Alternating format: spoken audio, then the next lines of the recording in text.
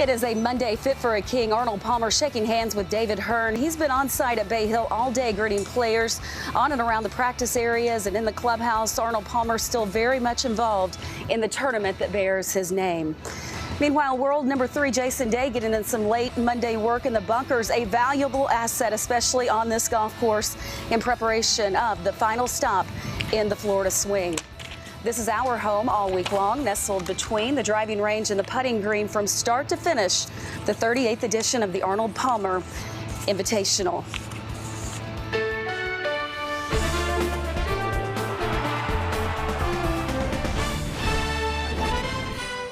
Golf Central, brought to you by Titleist. On any given day, you're likely to run into Mr. Palmer at Bay Hill, a property he purchased back in 1974. Since 1979, it has been home to the Arnold Palmer Invitational presented by MasterCard. While the course doesn't have a new look this year, it did undergo some significant changes. Every green, including the one you see here at the difficult closing hole, has been replaced with Tiff Eagle Bermuda. And with that, we say hello, Lisa Cornwell, Trip Eisenhower, Mark Rolfing. It's always a pleasure for us to be on site at Mr. Palmer's home. Trip, I know you practically grew up on this golf course. You both have played in this tournament many times. What does this event mean to you every year? Well, it's such a special event. Obviously, the king, Arnold Palmer's name on it, that says enough right there. But the players really love coming to this golf course. And the last couple of years, Mark, there's been a little bit of issues with the greens, but I think they've got it solved and behind them. And to a man, every player I spoke to today said, without exception, the greens are the best they've ever seen them. It could affect the scoring here this year. Might be a little bit lower than normal. Tee to green, Trip, it's absolutely the best I've seen it in at least a decade. And just like you and so many people, I grew up idolizing Arnold Palmer. It's a special week every year for me. But this year in particular, last year when I got my cancer diagnosis in August, I literally got thousands and thousands of emails and texts from all over the golf world. Who did I get a handwritten letter from in the U.S. Postal Service? Wow. Arnold Palmer, a man in his mid-80s. I'll never forget it. That's the way Arnold always has been and always will be. I spoke to him a few moments ago for the first time. I'm still kind of on cloud 9 from it. I can't believe it happened. From the greatness of these grounds to what it means to the greatest players in the world competing, we say hello to the first time to Todd Lewis. Hi there, Lisa, and of course, Arnold Palmer is a living monument to the game of golf, and every player here in the field and on this range understands what Mr. Palmer has done for the game and what he continues to do for the game. And for that reason, these players have an emotional connection to these grounds and to this invitational that bears the King's name. What Arnie's done for all of us, for just everyone who loves golf, really, around the country and really around the world. And so it's an honor to be here and to see him. I just got to catch up there on our last tee box and say hello and send my regards. And I know they're going through a lot this week, but for him to be out here shows a lot to us as professionals. I got the opportunity to meet him at the Palmer Cup this year, and I also had the opportunity to meet him at the Walker Cup practice session. And just the legacy he's left with the game is almost even more important and more impressive than the one he left on the golf course. And it's really cool to see that and feel that around here. And I'm just really happy I got a chance to do this. Everybody kind of feels like they have a connection to it. I think that's why Mr. Palmer's been so great for the game of golf, because it seems like everybody has a story where he made them feel like they were friends. So in that aspect, I think all of us can learn something from him about how to engage people, how to engage golf fans, and in turn to make the sport more popular. To me, Arnold is the game of golf. He brought golf to the masses. He made golf popular. Without him kind of paving the way for all of us, I mean, we wouldn't be playing for what we're playing for today, and golf wouldn't be near as big of a sport as it is.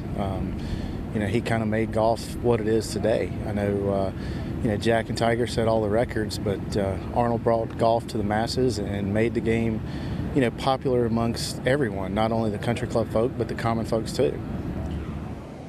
Plenty of respect from the players in the field. Also some respect coming from prominent players not in the field, like Ricky Fowler. Last Wednesday, Ricky Fowler made the trip from South Florida to Orlando to have lunch with Mr. Palmer.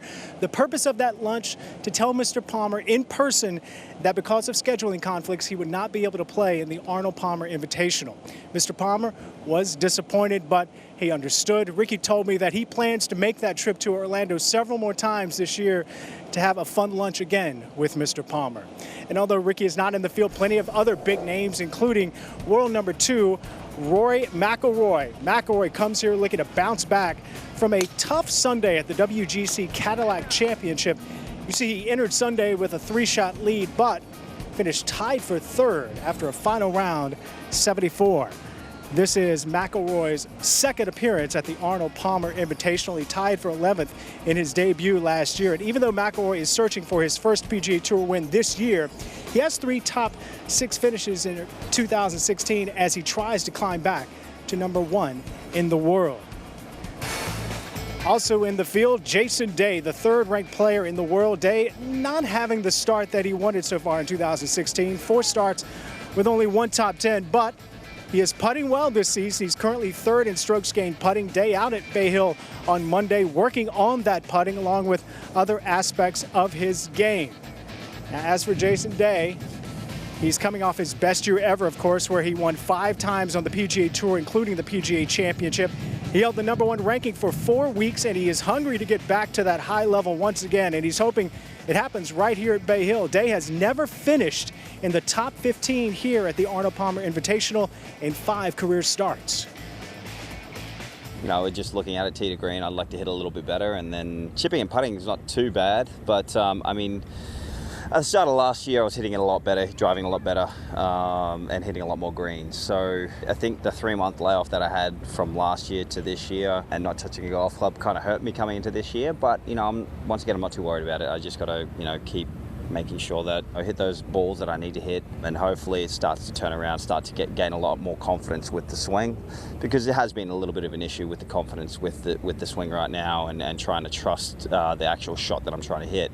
But, you know, over the last couple of weeks that I played, I felt a lot better. So, you know, overall, you know, that's kind of the, you know, I wouldn't say a concern, but that's kind of what I'm trying to work on and get better, and then, you know, just keep everything the same. And if I hit it better this week, I know I'm going to have a good finish.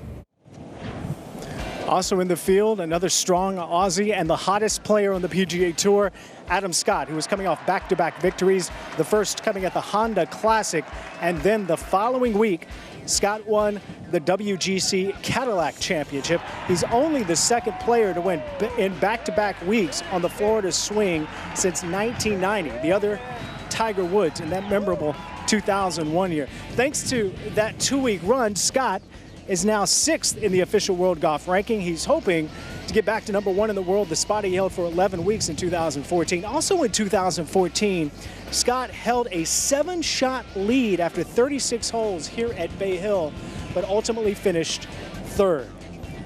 Now today, a Pro-Am here at Bay Hill, and I talked to a lot of prominent players. And Lisa, as we go back to you, I'm going to echo what you guys were talking about on the desk. Players told me from tee to green, especially on the greens, this is the best that they have ever seen Bay Hill, and they are expecting a very fun week here in Orlando. Todd, thank you very much. And of course, those players are right, guys. I mean, we talk so much, especially his performance at Doral and his proximity to the hole numbers. Yeah, he was making a lot of birdie putts, but he was making 3, 4, 5 footers for birdie. Yeah, Adam Scott, you know, you look at what he has to do, that golf swing, we've talked about it. It's one of the prettiest in the game, and it's producing pretty golf shots right now, but it does that on a regular basis. The big question marks for Adam Scott coming in to this year were, was he going to be affected by the anchor ban? No. we have solved that question. Now, he's just needs to putt better than average. That's all he needs to do, and that's exactly what he did at both Honda Classic and at the WGC Cadillac Championships. He was 17th and 23rd in strokes gained putting. That's just a little slightly better than average. That's all he needs to do on the greens. I look for him to continue this run, and he better be on your short list of favorites heading into Augusta National. Mark, another player that Todd was just speaking about, Jason Day. It seems like when he's on, it's kind of like Adam Scott at Doral. Everything's going right, tee to green and on the greens. Well, he's just an unbelievable, Lisa, combination of finesse and power. Fabulous putter, great driver of the golf ball. When I look at the top 3 players in the world, Jordan Spieth maybe has the most fire in his belly. He's certainly the best putter of the group. Rory McIlroy, I think, is the best driver and probably the most talented of the 3. So where does Jason Day fall? He is a combination of the 2. You take a look at his stats. They are off the charts in both strokes gained, tee to green, and putting. And the other thing about Jason Day that I like, I actually see a little bit of Arnold Palmer in him. He's sort of the common man's golfer, and he has the time of day for almost everybody that comes by. He really does have some Arnold Palmer in him. Both those guys are great ball strikers. Another guy you can add to the mix, maybe perhaps one of the best ball strikers in the world, Rory McIlroy. You talk a lot, though, about the streakiness of the putter. What do you expect? Well, that's the thing. I think I love the left-hand low. He changed to that, of course, doing that at Doral. I really think that's going to work out well for him. He's a left-hand dominant putter. He likes to hit a lot of putts with just his left hand. Putting that hand lower than the right also lowers the shoulders. It levels that out. One of the things that he can do when he misses putts is he hits up on them slightly, getting the shoulders more level and the left hand down. I think will help him. Now, we've seen him have some chances to win on Sunday and not come through, some poor Sunday performances, but I expect that to be quickly solved. Just like a couple of years ago, he had second-round problems. We solved that at the Open Championship and, of course, went on that great run in 2014. But Rory McIlroy, again, another one of those guys that you have to look for this week, but it all will come down to 4 rounds of good, solid putting. Certainly will be a week to watch for all 3 players, every player in the field. Much more still ahead on Golf Central Live from Bay Hill. Did you happen to catch amateur Lee McCoy's performance last week at Innisbrook? It could bring a whole new meaning to the youth movement on tour. Plus, John Feinstein goes in depth into one of sport's greatest icons, the King, Mr. Arnold Palmer.